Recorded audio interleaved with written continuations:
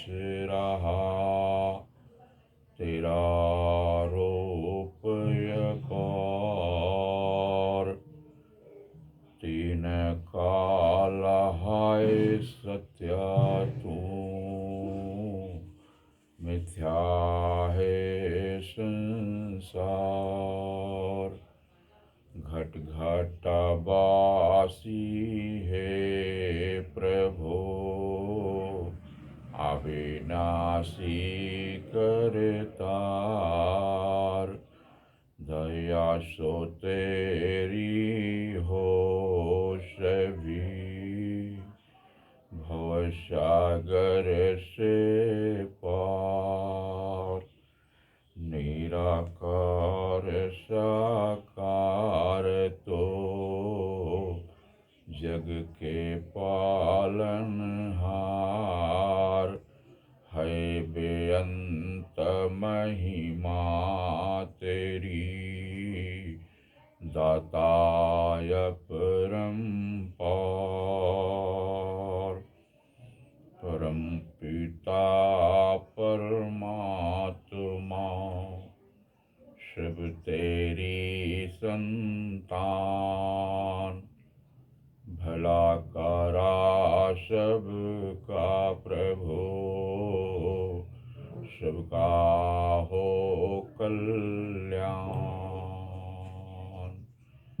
भला करा सबका प्रभु, सबका हो कल्याण।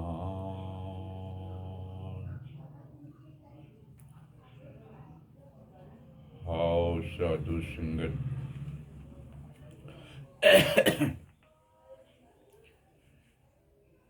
काफी देर से आप संतजन भक्तजन प्रभु प्रेमी माता जी की छत्र छाया में बैठ करके इस हरियाली फूलों की सुगंध ले रहे हैं। आओ साधु संगत जी, यह माता जी की फुलवारी है, जिसमें रंग बिरंगी पुष्प देश विदेश के लोग भी आनंद ले रहे हैं। हरियाली फुलवारी में कोई भी व्यक्ति आया, बैठ करके फूलों का सुगंध लिया और उसी सुगंध का बखान करते चला जा रहा है। साधु संगत सभी भक्ति की लाइन में लगे हैं। हर किसी के मन में है कि मैं भी भक्ति करूं।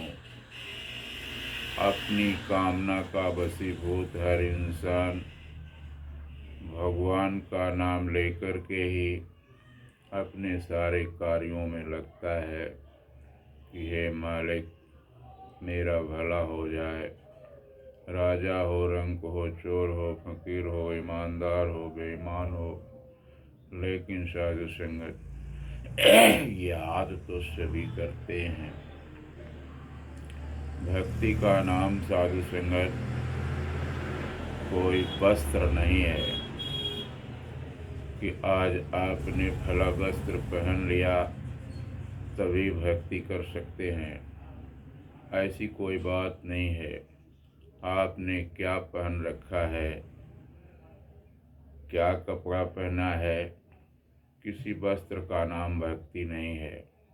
भ्रम चलता है संसार में कि लाल पीले वस्त्रों को ही धारण करने से कोई भक्त कहलाता है और भक्ति कर सकता है। साधु संगत जी, ऐसी कोई बात नहीं है। परमात्मा की तरफ से सभी उसके बंदे हैं, सभी उसकी फरियाद और याद कर सकते हैं। और साधु संगत जी, किसी खाने पीने का नाम भक्ति नहीं है, किसी व्रत उपवास का नाम भक्ति नहीं है। साधु संगत जी कहते हैं सीधे नमस्ते और सीधे आशीर्वाद, यही भक्ति है। साधु संगत जी तो साधु संगत जी, आज आप संतजन भक्तजन ब्रह्मज्ञानी भाई बहन सभी बड़भागी हैं कि आपको सतगुरु माता की शरण में रह करके भक्ति करने का अवसर प्राप्त हुआ है। साधु संगत जी, माँ की गोद में हर कोई खुशहाल नजर आता है, लेकिन माँ की गोद से जब थोड़ा सा दूर होता है तो साधु संगत जी फिर चिल्लाहट शुरू हो जाती है। दास आज आपके बीच जगह जगह संत समागम में लगा हुआ है। आज 7वें दिन की भक्ति चल रही है। अंतिम नज़ारा साधु संगत 11 मार्च को मातृधाम मुख्यालय पर बाबा जी का दर्शन होगा। वहाँ पर माता जी के विषय में कोई जिक्र होगी। साधु संगत, माँ की महिमा का वर्णन किस प्रकार से गाया जाए कि पूरा हो जाए। संतजन भक्तजन कहते हैं कि 7 समुंदर मछ करूं, लेखन सब बन रहा है, धरती सब कागज करूं, गुरकुन लिखा ना जाए। और साधु संगत, गुरु की महिमा का वर्णन, ईसा तो समुद्र की स्याही बना दो, धरती को सब कागज बना दो। साधु संगत, जितनी भी जंगल है वन है, सबकी कलम बना दो, द्वाद बना दो साधु संगत जी, लेकिन गुरु के महिमा का वर्णन नहीं किया जा सकता है। साधु संगत जी, 3 लोक 9 खंड में सतगुरु फेंका डोर, तापर हंसा ना चढ़े तो सतगुरु का क्या दोष। संतजन भक्तजन बता रहे हैं कि सारी दुनिया में इसने अपनी माया फैला रखा है। और साधु संगत जी, इसी में रहते हुए यदि कोई बंदा इस परम पिता परमात्मा को जान करके भक्ति कर लिया तो उसका तो जीवन उद्धार हो ही जाता है। साधु संगत जी, उसके साथ लगे हुए सारे लोगों का पार उतारा हो जाता है। और साधु संगत जी, एक मालिक अपने पूरे परिवार को लेकर के स्टेशन पर खड़ा है, गाड़ी आने वाली है। मालिक ने टिकट लिया, सभी से बोला कि टिकट ले लो। सभी ने कहा तुम तो ले लिए ना। कहें जी हाँ। कहें कि सभी को टिकट लेना है। कहें हम लोग कोई लोग टिकट नहीं लेंगे, हम लोग मूर्ख नहीं हैं। गाड़ी आ रही है, चढ़ेंगे, अगले स्टेशन पर उतर जाएंगे, क्या ज़रूरत है। मालिक तो टिकट लिया था। साधु संगत जी, घर के पूरे परिवार को यह संदेशा भी दे रहा था कि बिना टिकट के यात्रा करना ठीक नहीं है, दंडनीय अपराध है। तो साधु संगत ट्रेन आई, सभी लोग बिना टिकट के चढ़ लिए और थोड़ी ही दूर जाने पर टीटी आया। साधु संगत जी, सभी लोग अरेस्ट हुए, जेल गए। उसी प्रकार से यदि किसी को ये जानकारी मिली कि बिना सतगुरु की शरण में गए साधु संगत जीवन का कल्याण नहीं हो सकता, ये जीवन यात्रा सफल नहीं हो सकती। साधु संगत, तो सभी ने सुना लेकिन किसी ने अमल नहीं किया, तो उसका बंदे का कोई गुनाह नहीं है। वह तो बार बार ये जिक्र कर रहा है कि सभी को ज्ञान लेना है, सभी की सतगुरु की शरण में आना है। और साधु संगत, जिस महकदार बगीचे में बैठ कर के सुगंध को प्राप्त करो, अगर ऐसा लगे कि वास्तव में ये वातावरण सही है तो उस वातावरण का बखान करो। और अगर साधु संगत जी ऐसा लगे कि यह वातावरण सही नहीं है तो साधु संगत जी कोई दिक्कत नहीं है, कोई फसाद नहीं है।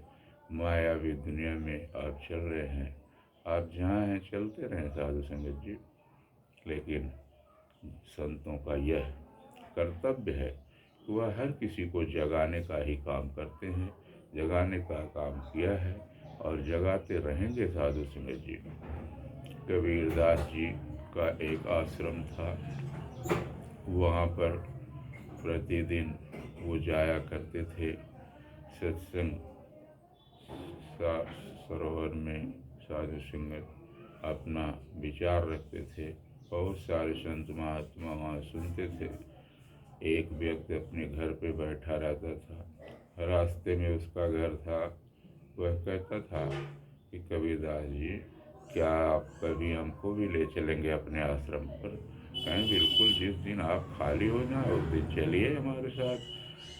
कहें वहाँ सब देखते हैं, ढोल मजीरा भी बजता है, गाना बजाना भी होता है, विचार भी होता है, तो कुछ देर हम भी रहेंगे। कहें बिल्कुल, आपके लिए लाओ है, आप चलिए। लेकिन वह दूसरे तीसरे यह बात का जिक्र तो करता था, लेकिन कभी गया नहीं। कबीरदास जी ने कहा कि चलो भाई, कब चलोगे, बहुत देर कर रहे हो। कहें शादी विवाह पड़ा है बच्चे का, अभी खाली नहीं है, नाती पोता हो गए, अभी खाली नहीं है, अब तो नाती का शादी होने जा रहा है। तमाम प्रकार से कुछ न कुछ व्यवधान बताते रहे। तो साधु संगत एक दिन शरीर छोड़ दिए। कबीरदास फिर जा रहे थे तो देखा कि सूअर हो करके उसी गली में ऊंचे में नाबदान में लेटे पड़े हैं। कहें क्यों भैया, याद है? बार बार जिक्र करते थे सत्संग में चलने के लिए, लेकिन गए नहीं, शरीर भी छोड़ दिया, दूसरा शरीर धारण कर लिया, तो क्या अब चलोगे? कहें बिल्कुल चलूँगा, अब तो तैयार हूँ, लेकिन आप ये बताइए कि जितने आनंद से मैं इस मड़िया में लौट रहा हूँ और हमें सुकून शांति मिल रहा है, हमारी आत्मा तृप्त हो रही है, क्या यह मड़िया वहाँ पर मिलेगी? तो कहें नहीं, यह तो नहीं मिलेगी। तो और साथ संगत जी, उसी प्रकार से मायावी संसार में इंसान धंसता चला जा रहा है। लालच का कोई ठिकाना नहीं है, इच्छाओं का कोई हनन नहीं है। साथ संगत जी, इच्छाएं बढ़ती जाती हैं, माया में धंसता चला जा रहा है और मालिक को भूलता चला जा रहा है। तो साधु संगत कष्ट होता चला जा रहा है, पीड़ा बढ़ती चली जा रही है, संसार में नफरतें बढ़ती चली जा रही हैं, ईर्ष्या द्वेष चारों तरफ फैल गया है। और साथ संगत जी, इंसान इंसान को पहचान नहीं रहा है। लेकिन साथ संगत जी, जिस दिन ज्ञान हो जाता है उस दिन यह लगता है कि जो भी जीवन बीत गया वह बहुत कीमती था, हमने अपना हीरा गंवा दिया। और साथ संगत जी, हीरा बहुत कीमती धातु होता है। साथ संगत जी, तो हीरा पत्थर है, धातु नहीं है। साथ संगत जी कहते हैं हीरा एक पत्थर है, और साधु संगत जी वह जल्दी मिलता नहीं, बहुत कीमती होता है। एक इंसान को एक पत्थर मिल गया, कहते हैं चौराहे पर पत्थर पड़ा था, इंसान भी पढ़ा लिखा था, जा रहा था, तो कहा भाई ये भीड़ भाड़ क्यों, कहाँ से आ रही है? कहीं एक मालिक आया था, एक ट्रक वहाँ सोना चांदी पैसा सब गिरा दिया, सभी लोग लूट रहे थे, कहीं वहाँ कुछ बचा? कहीं एक उसी में पत्थर भी पड़ा था, लेकिन पत्थर जो है कोई ले नहीं रहा था। वहाँ सब लोग लात से मार के उसको इधर से उधर कर दिया करते थे। सारा सामान लूट गया, ट्रक भी चली गई, मालिक भी चला गया, सारे लोग चले गए अपने अपने घर। अब वहाँ कुछ बचा नहीं है। कहीं लेकिन मैं चौराहे तक जाऊँगा। चौराहे तक इंसान गया तो देखा वो पत्थर पड़ा था, पत्थर को उठा लिया, अपने सीने से लगाया, अपने पास रख लिया, कहा चमकदार पत्थर है, इसको लेकर के मैं हमेशा इससे दोस्ती बनाए रखूँगा। गाँव में सभी लोग कहने लगे, अरे भाई, अभी तक तो ये पढ़ा लिखा इंसान जो है ऐसे ही कुछ बकबक करता था, ऐसे ही लोगों को कुछ शिक्षा दीक्षा दिया करता था, लेकिन आज हाथ में एक पत्थर भी लिए रहता है, लगता है ये क्रैक हो गया है, कभी हो सकता है पत्थर से किसी को मार देगा तो उसका सर फट जाएगा। तो इस प्रकार से इससे दूरी ही बना लो। सारे लोग उससे दूरी बना के रखने लगे साधु संगत। तो वह व्यक्ति पत्थर को कभी इधर उधर नहीं करता था, बिल्कुल उसे प्यार करता था, लिए रहता था। उसकी माँ ने कहा, बेटा ये तुम क्या लिए रहते हो, सारे लोग तुम्हारी निंदा करते हैं, कहते हैं हाथ में पत्थर लेके इंसान क्यों घूम रहा है। कहें माता इससे हमको प्यार हो गया है। कहें ऐसा है, इसको जाओ बाजार में और इसको भंजा लो, भंजा लेने के बाद जो है कुछ कीमत मिल जाए ले लो, पत्थर हाथ में मत लिए रहा करो। कहा ठीक है। जाने लगा बाजार में। माता ने कहा कि 4-6 जगह इसको अंदाज लेना भाव, तब इसके बाद देना। कहा ठीक है। गया एक सब्जी वाले के यहाँ, तो सब्जी वाले ने कहा चमकदार पत्थर है, गले में पड़ा रहेगा, लाओ 2 मूली दे देता हूँ तुमको। कहा ना ना ना, मेरी माँ ने कहा है 6-7 जगह अंदाज ना, अभी तो पहला चक्कर है। तो कपड़े वाले के यहाँ गया तो उसने 50 रुपये लगा दिया। साधु संगत किराने वाले पे गया तो वो 200 रुपये लगाया। आगे किसी सुनार की दुकान पे जब पहुंचा तो उसने देखा कि ये अनाड़ी के हाथ पत्थर कैसे लग गया। कहा 2 लाख रुपया दूंगा। उसके दिमाग में आया कि इतनी झट से इसकी कीमत 2 लाख रुपये हो गई। बिल्कुल माँ ने कहा है कि कई जगह अंदाज लेना। तो कहा कि यहाँ की सबसे बड़ी दुकान कौन सी है। सोने की दुकान पे गया तो उसने कहा कि भाई 5 लाख रुपए मैं दे दूंगा, लेकिन इससे ज़्यादा नहीं दूंगा। इससे ज़्यादा अगर कोई दे तो उसको दे देना, और अगर इससे ज़्यादा इससे कम दे या इतना ही दे तो लौट के मुझे ही दे देना। कहा ठीक है, ये जौनपुर की गलियों में मैं इसको नहीं दूंगा, बनारस जाऊंगा। बनारस गया, लोगों से पूछा कि यहाँ की सबसे बड़ी दुकान कौन सी है। सबसे बड़ी दुकान पे गया साधु संगत, तो वहाँ पर एक बुजुर्ग बैठे थे, उनकी दुकानें खुलने जा रही थी। तो गया, कहा यहाँ का मालिक कौन है। बोले वो दादाजी बैठे हैं। दादाजी के पास गया, कहा ये पत्थर ले लो और इसकी कीमत हमें दे दो। उसने पत्थर को देखा और फिर उसके बाद कई बार उसको देखा।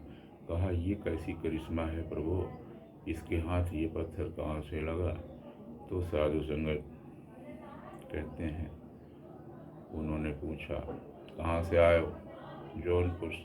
किसके लड़के हो। फला सेठ के। वो जिंदा है। नहीं, मर गए। वो बुजुर्ग बहुत रोया। कहा वो तो मेरा दोस्त था, कभी कभी आता था। चलो बेटा, गुरु से कपट, मित्र से चोरी, के हो निर्धन, के हो कोगली, हम तुम्हारे साथ कोई गद्दारी नहीं करेंगे। चाय पानी कर लो, बढ़िया खाना दाना खा लो, फिर चलो, इसकी कीमत दे दूं तुम्हें। तो उसने कहा ठीक है। पत्थर को रखवा लिया सेठ ने। कहा चलो। कहा देखो ये मेरी 3 दुकानें हैं, एक में 15 मिनट, एक में 30 मिनट और एक में 60 मिनट का समय दूंगा, लग जाओ। जितना सामान निकाल के सड़क पर फेंक दोगे उतना तुम्हारा हो जाएगा। तो साधु संगत वह 15 मिनट वाली दुकान में घुसा। देखते देखते कुछ किया नहीं। कहें फेंको कुछ। कहें नहीं भैया, बहुत चमकदार है, ऐसी चमकदार दुकान हमने कभी देखा नहीं है, तो आज देख लेने दो। तो साधु संगत कुछ फेंका नहीं। दूसरी वाली दुकान में भी इसी प्रकार से रहा। तीसरी वाली दुकान में भी कुछ नहीं फेंका। तो साधु संगत वह मालिक ने उसको धक्के मार के खदेड़ दिया। कहा कि मालिक परमात्मा के यहाँ से भी हमें गद्दार साबित करना चाहते हो, कुछ फेंका नहीं तुमने, अब तो तेरा माल फ्री में ही जाएगा। क्योंकि बात की बात होती है, बात अटक गई, इसलिए अब तू खाली ही जा। तो साधु संगत कहें कबीर, अंत की बारी, हाथ झार जैसे चले जुआरी। जुआरी जिस प्रकार से अपना सब कुछ हार करके खाली हाथ घर वापस आता है, उसी प्रकार से वह इंसान भी हीरा को गंवा करके खाली हाथ घर आ रहा है। उसी प्रकार से साधु संगत जी, यह अमोलक रतन हीरा जिंदगी मिली। साधु संगत जी, इंसान पैदा हुआ, 15 साल तक माँ की गोद में खेलता रहा, फिर 30 साल तक बोझ लेकर के फिरता रहा, शादी का, विवाह का, माया का ढेर लेके फिरता रहा साधु संगत जी। इस बोझ से बोझिल हो गया, मालिक की फरियाद भूल गया साधु संगत जी। जो कौल करार किया था उसको भूल गया, जो वादा किया था उसको भूल गया साधु संगत जी। और आगे का समय जो है साधु संगत, वह वृद्धापन आ जाता है, किसी तरह से अपना गुजारता है। 100 साल ज़िंदगी आकी गई है साधु संगत जी, लगभग 100 साल की ज़िंदगी या उससे कुछ कम ज़्यादा बिता करके फिर यहाँ से विदा हो जाता है साधु संगत जी। आगे साधु संगत जी कहते हैं कि विदाई हो गई, मालिक के दरबार में पहुँचे। मालिक कहता है, शोले पिक्चर की तरह साधु संगत जी, क्यों खाली हाथ आए हो, क्या सोचा था? मालिक बहुत खुश होगा। तो साधु संगत, मालिक खुश नहीं हुआ, उसने दंड दिया कि जाओ, फिर तुझे 84 लक्ष योनियों में भ्रमण करने के लिए इस संसार में भेज देता हूँ और इसी जेल की चक्की पीसते रह। तो साधु संगत 84 लक्ष योनियाँ का समय बहुत होता है। फिर इसी जेल की चक्की पीसते पीसते मानव का तन फिर मिला ना मिला साधु संगत जी, कोई भरोसा नहीं है। कहते हैं लक्ष्य 84 भरम के, पग पर अटके आए, अब की पासा ना फिरा, तो पुण्य 84 जाए। फिर 84 में चला जाएगा। और यह अमोलक रतन साधु संगत जी आप व्यर्थ में गंवा देंगे। इसलिए जब से चेता तबई से सही, कहें कबीर जाए दबई। आओ देख लो, देख तो लो, कुछ ले ना ले, लेना देना नहीं, सिर्फ देख लेना है। अगर आपने देख लिया और यह समझ गए वास्तव में यहाँ से हमें कुछ फ़ायदा है। क्योंकि साधु संत कोई भी प्रश्न जब इंसान के सामने आता है तो वह सबसे पहले सोचता है इसमें मेरा क्या फ़ायदा है। अगर वह वहाँ पहुँच करके फ़ायदे की बात समझ लिया तब कहता है कि आखिर में इसको मैं करूं कैसे। खांसी आ जाती है साधु संगत, कह रहे हैं कि फिर वह उस काम को करने लगता है। इसी प्रकार से यदि मिजाज बन जाए कि संत से मिलना है, सत्संग में चलना है, ज्ञान को प्राप्त करना है और इस 84 लक्ष योनियों के बाद जो हमारा यह मानव तन मिला हुआ है उसका उद्धार करना है, तो साधु संगत जी बात बन जाएगी और मोक्ष मुक्ति भी मिल जाएगी और मंजिल मकसूद का दर्शन भी हो जाएगा साधु संगत जी। तो साधु संगत जी यह शीशे का महल है। शीशे के महल में साधु संगत जी एक कुत्ता घुसा, बहुत अहंकारी था। देखा कि चारों तरफ से कुत्ते उसको घेर लिए हैं।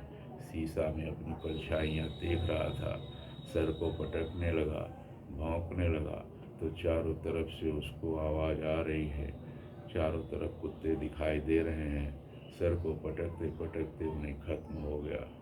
लेकिन साधु संगत वहीं पर एक शेर आया तो शेर ने देखा कि चारों तरफ शेर ही शेर नज़र आ रहे हैं और इतने शेर के बीच में मैं कोई बहादुरी नहीं कर सकता हूँ। तो उसने बड़े प्यार से अपनी जीभ निकाल के शीशे में चाटा तो देखा कि अगला सिंह भी जो परछाई थी वो भी उसको चाट रहा है। चारों तरफ से सब शेर उसको चाट रहे हैं। तो बड़ा प्यार उसको नज़र आया। यहाँ तो बहुत भाईचारा है, सारे लोग प्यार करने वाले हैं। और उसी बीच में वह रह करके प्यार की ज़िंदगी बिताते हुए फिर शीशे के महल से निकल के भी साधु संगत आनंद को प्राप्त किया। तो साधु संगत दुनिया भगवान को खोज रही है, देवी को खोज रही है, सारे लोग लगे हुए हैं। और साधु संगत जी एक मूर्तिकार मूर्ति बना रहा था। कुछ लोग आ गए, क्यों भैया क्या बना रहे हो? कहें कि हम गणेश, शंकर भगवान, देवी, विष्णु सब की मूर्तियाँ बना रहा हूँ। कहें इस पत्थर में मूर्ति कहाँ है? कहें ये पत्थर है और मूर्ति इसी में छुपी हुई है। जो मूर्ति से ज़्यादा है उसको काट के निकाल दूँगा, मूर्ति अपने आप बन जाएगी। कहें अच्छा। तो उसी प्रकार से इंसान है, इंसान के मन में भगवान है, दिल में भगवान बैठा हुआ है, लेकिन भगवान से कुछ ज़्यादा हो गया है। वह है ईर्ष्या, द्वेष, नफरत, बैर भाव, अहंकार, तकरार। तो इन सब चीज़ों को सतगुरु काट के निकाल देता है, बच जाता है भगवान। तो इंसान भगवान हो जाता है और उसकी संसार में पूजा होने लगती है। कहते हैं यही भगवान है, भगवान की पहचान हो जाती है। तब साधु संगत जी फिर कोई बखेड़ा नहीं रह जाता है, कोई तकरार नहीं रह जाता है। जिधर देखता हूँ उधर तू है, हर शय में जलवा तेरा हो बहू है। मिटा दे अपनी हस्ती को, अगर कुछ मर्तबा चाहे, दाना खाक में मिलकर गुले गुलजार होता है। कीली के संग लगे जो दाना, वही साबुत बचता है। कहते हैं पिस गया सारा दाना, लेकिन दो चार दाना जो कीली के पास रह गए साधु संगत जी, वो साबुत बच गए। इस संसार में सभी पिस जाते हैं, पिस गए, लेकिन संत जन, भक्त जन, प्रभु प्रेमी जो वास्तव में परमात्मा के साथ लग गए, वो बच गए। लोगों को बचाने की कोशिश भी किया और साबुत मालिक के करीब में, दरबार में रह करके मोक्ष और मुक्ति को प्राप्त कर लिया साधु संगत जी। और साधु संगत जी कहते हैं सुख की तलाश में सारा संसार है। कहता है हम भक्ति करेंगे तो हमें सुख मिल जाएगा। साधु संगत इसी राज्य में शुद्धोधन नाम के राजा के लड़के साधु संगत जी सिद्धार्थ पैदा हुए। देवव्रत उनका चचेरा भाई था। दोनों बगीचे में खेल रहे थे। देवव्रत ने तीर मारा, हंस नीचे गिरा, तो सिद्धार्थ ने उसका पालन पोषण किया, उसका तीर निकाला, बचाया। झगड़ा दोनों में हुआ तो राजा ने कहा कि मारने वाले से बचाने वाले का हक ज़्यादा होता है। सिद्धार्थ साधु जी शांत स्वभाव के थे, सदैव इस संसार के विषय में सोचा करते थे। राजा ने उनकी गति देख करके उनका शादी कर दिया। राहुल नाम का लड़का भी पैदा हुआ साधु संगत। फिर राजा ने कहा सारथी से कि ले जाओ इनको, दुनिया का सुख दिखा के लाओ, ये पता नहीं क्यों गुमसुम रहता है लड़का। तो साधु संगत सारथी लेकर के निकला, रथ पे बैठा के आगे देखा एक व्यक्ति, बूढ़ा व्यक्ति आ रहा था। तो साधु संगत सिद्धार्थ ने कहा ये क्या है? कहीं ये जिंदगी का लगभग अंतिम समय है, बूढ़ा व्यक्ति है जो लाठी के सहारे चल रहा है, यह सबका होना है, कहीं इससे बचने का कोई उपाय? कहीं बचने का उपाय है, इसका उपाय आगे आपको मिलेगा। आगे बढ़ते हैं, देखते हैं एक व्यक्ति चारपाई पर कराह रहा है, उसकी शरीर कटी पिटी है और साधु संगत चिल्ला रहा है कहीं ये क्या है, कहीं उससे भी दुर्दिन है, कहीं ये तो दुख है, तुम तो सुख दिखाने लेके आए थे, कहीं आगे बढ़ो।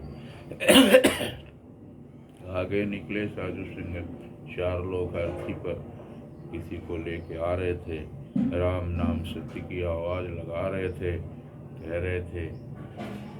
तो साधु संगत देखा ये क्या है, किसको बांध लिया, कहें ये ख़त्म हो गया, जो बोल रहा था वो निकल गया तो बच गई शरीर, शरीर को ले जा रहे हैं, कहीं फूंक देंगे, ताप देंगे, कहीं दफना देंगे, इसीलिए ले जा रहे हैं। कहें बोल क्या रहे हैं, कहें राम नाम सत्य है, कहें ये राम नाम सत्य है, कहें जी हाँ, कहें बाकी कहें असत्य है, कहें राम नाम है क्या चीज़, कहें इसका पता तो वही बताएगा जो राम नाम ही है। आगे बढ़े, एक सन्यासी हंसता खेलता आ रहा था, कहीं यह व्यक्ति तो बहुत खुशहाल नजर आ रहा है, गए उसके पैरों पर गिर पड़े, कहें प्रभु आपके खुशी का राज, कहें प्रभु का घर एक ऐसा घर है जिसमें दिन और रात नहीं, शांत सरोवर सुख का सागर, दुख की कोई बात नहीं, मेरे जीवन में, मेरी डिक्शनरी में कहीं दुख नहीं लिखा है। दुख किस पक्षी का नाम होता है, सुख ही सुख है, सुख के सागर में पैदा हुए, इसी में चल रहे हो, फिर रहे हो, उठ रहे हो, बैठ रहे हो, सुख का अनुभव नहीं कर पा रहे हो तो सुख की तलाश करने निकल पड़े बाहर, परमात्मा का साथ कर लो, सारा सुख मिल जाएगा। सास सिंह जी, हुआ इसको तू भूल गया है कौल करार, तन मन धन के विकट जाल में जीवन व्यर्था दिया गुजार। सारे जीवन को तन मन धन के विकट जाल में फंस करके भूल गए हो सारे समय जीवन। धो भी धोता है कपड़े को, मैल का नहीं विचार करे, गुनहगार पर बख्शन आ रहा, हर बख्शीश इतबार करे। आओ साधु संग सतगुरु की शरण में, सतगुरु कभी कुछ पूछता नहीं, जैसे लोहा छूता रथ को झट सोना हो जाता है, चंदन के संग वही रिगोटा चंदन सा हो जाता है। जैसे ही आप सतगुरु के करीब में आएंगे, पारस पत्थर सोना बनाता है, सतगुरु अपने समान बनाता है। साधु संगत जी, संत है सतगुरु, संत आपको बना देगा। आओ साधु संगत जी, जीवन का अंत करो प्रभु के चरण में, इकरारनामा करो कि तन मन धन। साधु संगत जी, प्रभु परमात्मा का है और इस पर कोई अहंकार ना करो, तो चारों तरफ सुख ही सुख, खुशियाँ ही खुशियाँ हैं। साधु संगत जी, तो आओ साधु संगत जी, दास ज़्यादा शब्दों का सहारा नहीं लेगा। जिस प्रकार से आप प्यार में बंधे हो, प्यार ही बांट रहे हो और प्यार की ही चर्चा कर रहे हो, इसी प्रकार से दास को आशीर्वाद लगता रहे आप संतों का कि दास भी प्यार का ही जिक्र करे, प्यार के ही बाजार में रहे और प्यार का ही सौदा करे, प्यार को ही बांटे। साधु संगत जी, और साधु संगत जी, इस प्रभु परमात्मा के एक तार में सतगुरु माता ने आज सभी संतों भक्तों को गुंथ करके एक बड़ा माला तैयार किया है। साधु संगत, सत्संग रूपी माला जिसके गले में पड़ जाता है साधु संगत जी, उसका जीवन धन्य हो जाता है, उसको असली सम्मान मिल जाता है, उसको असली प्यार मिल जाता है और फिर वह निरर्थक की बातें करना छोड़ देता है और साधु संगत जी इसी प्यार के वातावरण को चारों तरफ फैलाते हुए अपने जीवन का निखार करता है और दूसरों के लिए भी जिक्र करता चला जाता है कि आओ हम प्यार के बाजार में खड़े हैं, यहाँ प्यार का ही सौदा होता है, प्यार ले लो। तो साधु संगत जी, हम हैं राही प्यार के, फिर मिलेंगे चलते चलते। साधु संगत, आपके चरणों में नमन वंदन करता हुआ दास अपनी बात को विराम देता है। धन धन सतगुरु सच्चा बादशाह। करियो दवाई।